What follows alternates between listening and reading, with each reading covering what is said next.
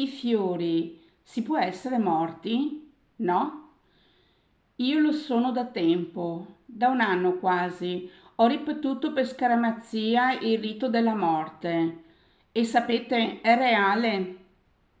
Io mi sento tranquilla, la morte mi appartiene e ha la data inequivocabile.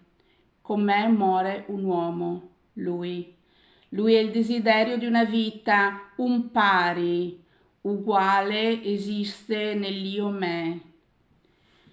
Ha regalato fiori di campo ad una donna, li ha rifiutati la prima volta. La seconda volta glieli ha portati tutti belli freschi e li ha accettati a nome di tutto il tempo sì.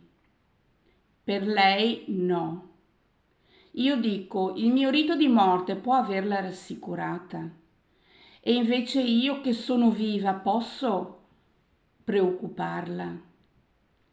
Quale che sia l'equivoco, io o lei? I fiori la sera sono appassiti e come ogni essere vivente ha un decorso. Quale che sia il fallimento se non già pronunciato? E con quale diritto il tempo intercorre tra la vita e la morte? Raccogliere ciò che si è perso significa declino. La noia è il contesto nuovo di progetto. Non esiste la morte tranne che quella reale. Tutto si può vivere senza sentirsi vivi ma morti.